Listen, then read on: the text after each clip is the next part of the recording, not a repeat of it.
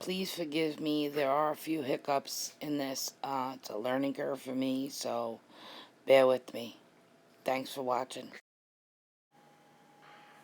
Her skin was peachy brown, and her eyes caught the misty light. She simply stopped me in my tracks. "What's your name?" I asked. "Whitney Elizabeth Houston," she said. I just turned 19, and Whitney was about to turn 17. I had no idea where things were going to go, but I did know that the summer of 1980 was shaping up to be some kind of wonderful. Whitney Elizabeth was sweet and low-key, but alluring. She carried herself with outward grace and confidence, yet underneath she was like every other young woman at this age. One day, early on in our friendship, I rolled up to her mother's mid-sized white Cape Cod house. She was wearing the worst pair of jeans I'd ever seen. I'm certain she saw me grinning as she walked towards the car. I measured each word carefully, not to offend her. "Wow," I said, "those jeans, they're okay, but why are you wearing them?" She sized me up and then blurted out, "We gotta get you some jeans," I said. "You're a junior model. Have you seen Cheryl Teague or the Charlie's commercial with Shelley Hack in those dark toothpick jeans with a stride that must be at least a yard long? That's you." Whitney smiled and seemed to relax. Her smile was like a ray of light. It was happy. I could bring that out in her.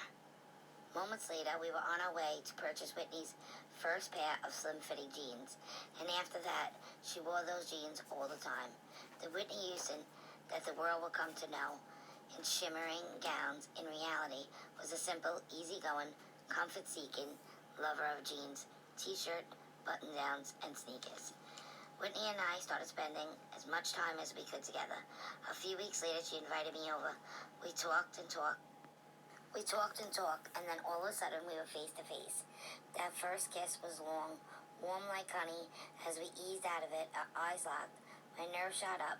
My heart beat furiously. Something was happening between us. We never talked labels like lesbian or gay. We just lived our lives and hoped it could go on that way forever. Soon afterwards, Whitney called Nippy by family and friends, invited me to hear her sing at the New Hope Baptist Church. And a vulnerable, angelic, and powerful voice, I realized that Whitney Elizabeth Houston was something special. There was greatness and power up inside that body. She had power to move people through song, and she knew it. Ours was a typical teenage friendship with, I guess, exception of cocaine. Whitney told me she was 14 when she first started, but soon everything we talked about, as far as show business, was starting to get real. Whitney would often say, "Cocaine can't go nowhere we're going, but we're ready to give it up entirely. We're not ready to give it up entirely just yet." One day, Whitney and I were spending time together, and she whispered, "We're spending the night at Larry's, an apartment." We took off our clothes for the first time. We touched each other, caressing and loving each other. It felt like a dream. We didn't share what happened that night with anyone. I wasn't ready to give up our intimacy either, though I understood how hard it could be in the music business. In 1982, after Clive Davis signed Whitney to Arista Records, she played a box. For dinner, I caught a glimpse of Whitney. She was wearing a black dress, a low-heeled slingbacks. For a moment, I thought, boy, I wish she was doing that for me. But Eddie never showed up that night. I noticed that Nip started using drugs a lot more when Bobby was around. She said, "I admired that you were able to stop, but I'm not ready to just yet." One day, I was in my old room, laying in my bed, and she came up and laid down next to me. And she said, "Bobby asked me to marry him, and I think I'm going to do it." "Do you love him?" I asked. "Yes," she said. "He loves and cares for me, and he loves and cares for his children." Then I asked, "Do you think he loves me?" Before our wedding, July 1992, Eddie Murphy called to say she was making a huge mistake, but she was pressed ahead. I was a maid of honor, and I was very emotional. I looked into her eyes when I took a bouquet, taking one last look. After Whitney and Bobby's daughter, Bobby Christina, was born in 1993, the chaos, the drug abuse continued. Whitney's father and I tried to get her to go to rehab. I could still see her face when she said, "I'm not ready to go. I won't go. I had done it all I could do for the rest of the time. I realized that I needed to save myself. I quit my job in 2000. I missed Nip terribly. I could hear from her assistant saying she was calling, just needed to see how I was doing. I couldn't find out until years later that Whitney was behind those calls and often cried about me not being nearby.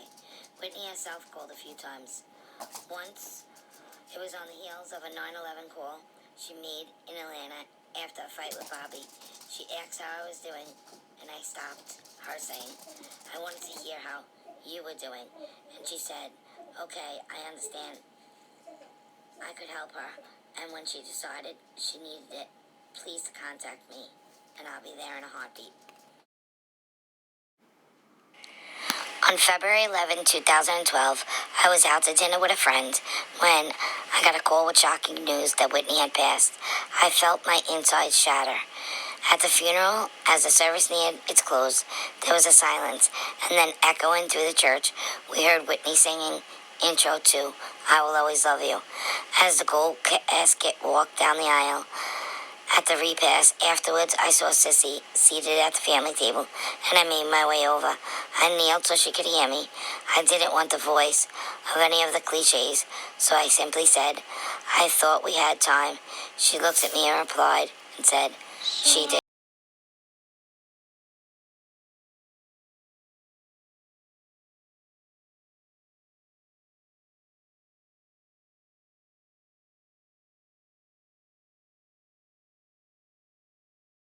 Series with Whitney, and there's a lot more episodes to go until we get to the final,